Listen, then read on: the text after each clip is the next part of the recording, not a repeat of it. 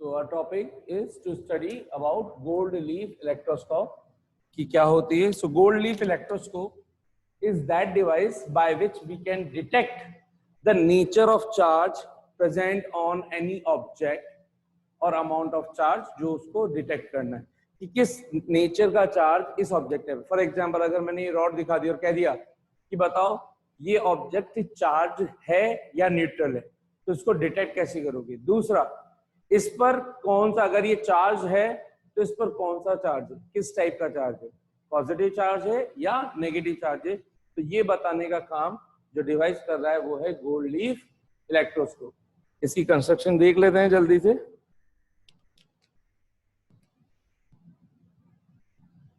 तो सिंपल, बड़ी simple construction है. एक बॉटल बना दो ग्लास की, एक ग्लास बॉटल टाइप से हो गई हमारे पास. ग्लास बॉटल हो गई. इसके अंदर हम क्या इंसर्ट करते हैं, एक मेटालिक रॉड इंसर्ट करते हैं. ऊपर से एक metallic rod we need to insert.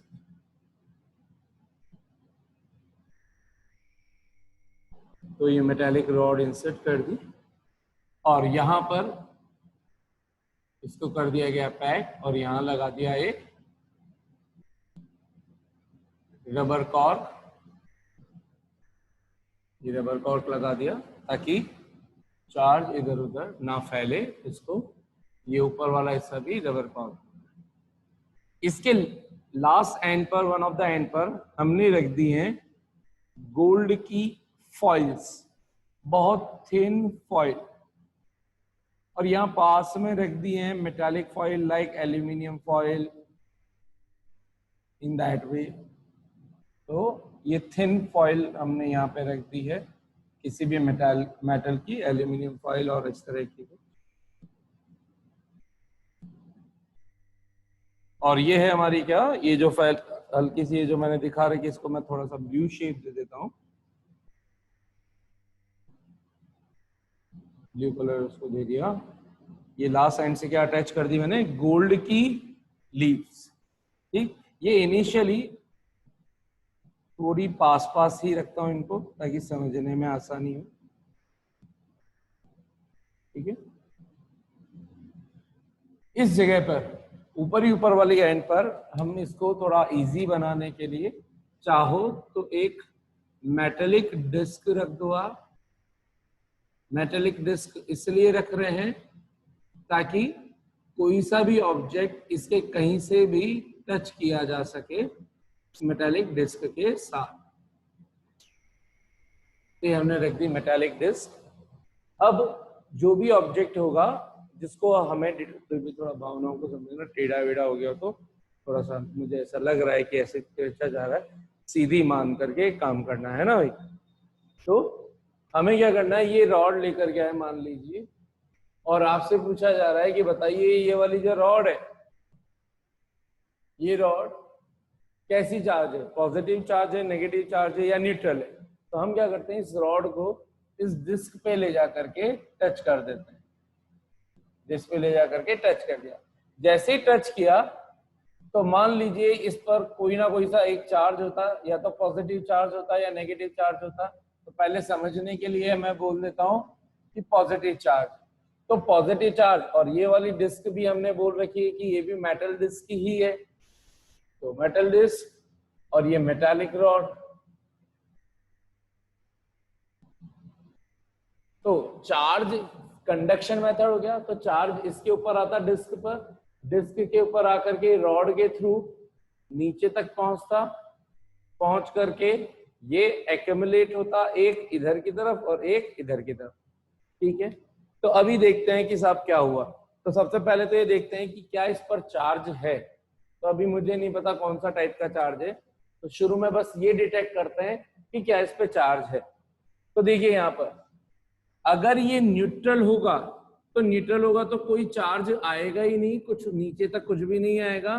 तो जो गोल्ड लीफ की जो इनिशियल ओरिएंटेशन थी, अच्छा वैक्यूम क्रिएट कर रखा है. वैक्यूम क्रिएट करने का मतलब हो गया कि अंदर हवा वगैरह से जो ये गोल्ड की लीव्स हैं, ये इधर उधर ऐसे ऐसे नहीं हिल रही, एक जगह स्टेबल है. ठीक है, ठीक वैसे जैसे चांदी का वर्क होता है जो मिठाई वगैरह पे लगा होता है, स्वीट वगैरह पे, ठीक वैसे ये गोल्ड की है।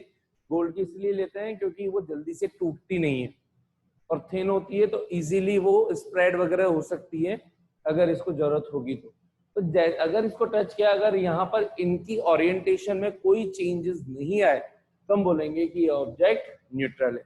लेकिन अगर ये कोई चार्ज था तो मुझे नहीं पता, जो भी चार्ज था वो फैलता फैलता फैलता नीचे आया, और इनिशियली हमने मान रखा था कि गोल्ड लीव्स खुद न्यूट्रल थी। इनिशियली मैंने मान लिया कि गोल्ड लीफ खुद न्यूट्रल थी। जैसे ही यहाँ पर ये चार्ज आया, कुछ हिस्सा चार्ज का इधर वाली लीफ पे आ गया और कुछ हिस्सा इधर वाली पे आ गया। अब जो भी इससे इन दो वाली लीव्स पे आएंगे होंगे तो वो सिमिलर टाइप ही, यानी कि अगर पॉजिटिव होगा तो इस पे भी पॉजिटिव पॉजिटिव आएगा, और नेगेटिव होगा तो दोनों तरफ ही नेगेटिव आएगा। दोनों ही सिचुएशन में होगा क्या, like charges opposite direction, like charges आसपास होंगे, ये भी पॉजिटिव ये भी positive. So what they would be doing, they would be repelling each other. जैसे ही रिपेल करेंगे तो फोर्स लगेगा किसके बीच में, दोनों गोल्ड फॉइल के बीच में, इन चार्जेस के कारण, सिमिलर चार्जेस के कारण। और गोल्ड लीफ अपनी ओरिएंटेशन से कुछ यहां पर आ जाएगी, यानी कि ये स्प्रेड हो जाएगी इस तरह से।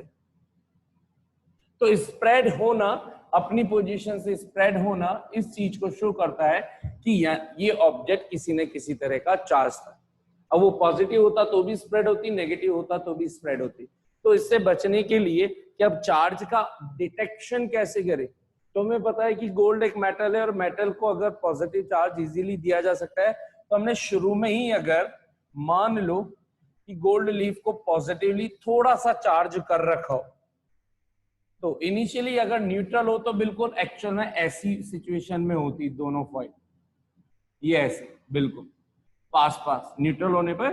ठीक वैसे जैसे ये दोनों मार्कर को अगर मैं रख दूं यहाँ पर, तो ये है, ये दोनों भी क्या है, न्यूट्रल। अगर इनको चार्ज दे दूं दोनों को सिमिलर, तो इनके बीच में शुरुआत में ही कुछ रिपल्शन रहेगा और फिर ये शुरुआत में इस तरह की पोजीशन में रहेंगे। तो हमने बोल दिया कि इनिशियली न्यूट्रल था, न्यूट्रल से श्रिंक होना तो बस ये बता, स्प्रेड होना ये बता रहा है कि किसी न किसी तरह का चार्ज था ऑब्जेक्ट, और वो पॉजिटिव था नेगेटिव था ये नहीं पता था। उस पता करने के लिए हमने बोला कि हमने इस तरह से गोल्ड लीव्स को थोड़ा सा इनिशियली चार्ज दे दिया, यानी कि 2-3 में प्लस बना देता हूं, 1 1 2 2, ये दो पॉजिटिव मैंने बना दिए। अब ध्यान से देखना, सोचना और बताना। ये यहाँ पे कोई चार्ज ऑब्जेक्ट है, अगर न्यूट्रल होगा तो ये ऐसे कैसे ही रहेंगे। अब मान लीजिए इसके कुछ चार्जेस, जैसे मैंने डिस्क पे टच किया है, वो चार्ज होता होता होता होता होता गोल्ड लीफ पे आ गया। मुझे नहीं पता भी कैसा चार्ज है, मैं क्वेश्चन मार्क लगा देता हूँ। ये चार्ज आ गया गोल्ड लीव्स पर, इसके कारण जो ये अभी फैली पड़ी हुई थी, ये जो इस तरह से स्प्रेड हुई थी, फैली हुई थी, ये थोड़ी श्रिंक हो गई, थोड़ी श्रिंक हो गई। बताइए किस तरह का चार्ज, ये जो क्वेश्चन मार्क है वो आया। तो इसका मतलब अगर मैंने बोला कि ये क्या हो गई, पहले से मैंने क्या बोला था, श्रिंक हो गई, तो पहले इतनी थी और अब पास में आ गई। तो पास में तभी आ सकती है जब ये दोनों एक दूसरे को अट्रैक्ट करें या इसके बीच में जो रिपल्शन था वो कम हो जाए। दो में से एक बात हो, या तो जो ये प्लस प्लस वाला रिपल्शन था वो कम हो जाए, या फिर ये अट्रैक्ट करना चालू कर दे। तो पॉजिटिव पॉजिटिव तो अट्रैक्ट तो करेंगे नहीं अभी इनिशियली, जब तक गोल्ड पर हमने जो इनिशियल चार्ज दे रखा था वो तो कभी अट्रैक्ट कर नहीं सकते। तो रिड्यूस तभी हो सकती है इनकी साइज जब इसका कुछ रिपल्शन कम हो। रिपल्शन कम होने के लिए जरूरी है कि जो ये इनिशियल अमाउंट चार्ज दे रखे थे वो हट जाए, और ये हट तभी सकते हैं जब इसके पास कोई नेगेटिव आ जाए, ताकि ये इसको कैंसिल आउट कर दे। यानी कि बाहर से अगर कोई नेगेटिव चार्ज आएगा तो ये इसके पॉजिटिव को खत्म करता हुआ चला जाएगा, और जैसे जैसे खत्म करेगा, ये जो गोल्ड की लीव्स हैं वो जो पहले स्प्रेड हुई थी, जैसे जैसे अभी यहाँ पर ये स्प्रेड इसलिए हुई है क्योंकि पॉजिटिव चार्ज था, जैसे जैसे जैसे इनका पॉजिटिव चार्ज खत्म होता जाएगा, रिड्यूस होती जाएंगी। जब पूरा पॉजिटिव चार्ज खत्म हो जाएगा तो ये वापस से एक दूसरे के प्रॉपरली पास आ जाएंगी इस तरह से, बिल्कुल। तो ये सिचुएशन होते होते बिल्कुल ये इस तरह से हो जाएगी। ये सिचुएशन शो कर रही है क्या कि यहाँ पे गोल्ड का खुद का जो हमने चार्ज दे रखा था वो खत्म हो गया। खत्म क्यों हुआ होगा? ऊपर क्या होगा? Negative charge. अगर ये नेगेटिव चार्ज बहुत ज्यादा हुआ तो ये क्या करेगा? पॉजिटिव को तो खत्म करेगा ही, फिर नेगेटिव खुद भी डेवलप होना स्टार्ट होगा। तो नेगेटिव अब जैसे ही डेवलप होगा, दोनों तरफ नेगेटिव हो गए तो फिर से रिपल्शन होगा, तो ये फिर से स्प्रेड होगी। यानी कि इनिशियल सिचुएशन थी ये, फिर धीरे धीरे धीरे धीरे ये हुआ और फिर ये होकर के ये हो गया। ये चीज क्या शो कर रही है कि ऊपर ऑब्जेक्ट से कौन सा चार्ज आया होगा? नेगेटिव चार्ज आया होगा, जो नीचे आकर के गोल्ड के पॉजिटिव चार्ज को कैंसिल आउट करता जा रहा था। और कैंसिल आउट करने के कारण ये पहले जिस टाइम पे न्यूट्रल, कंप्लीटली न्यूट्रल हो गई, ये इस तरह से हो गई सिचुएशन, और फिर वो नेगेटिव बढ़ता गया तो वापस से रिपल्शन चालू हो गया। तो यहां से हमने ये डिटेक्ट कर लिया कि object was negative charge in high amount. ठीक इसी तरह से अगर यहाँ पे पॉजिटिव चार्ज होता तो क्या सिचुएशन बन जाती? पॉजिटिव चार्ज के अंदर पॉजिटिव यहाँ पे आता तो जो पहले से ही सिचुएशन थी वो बिना श्रिंक हुए, जिस अपनी एक्चुअल ओरिएंटेशन पे थी, बिना श्रिंक हुए और ज्यादा स्प्रेड हो जाती। यानी कि अभी ये नीचे नहीं आती, ये यहाँ थी तो डायरेक्टली ये फैलना स्टार्ट हो जाती।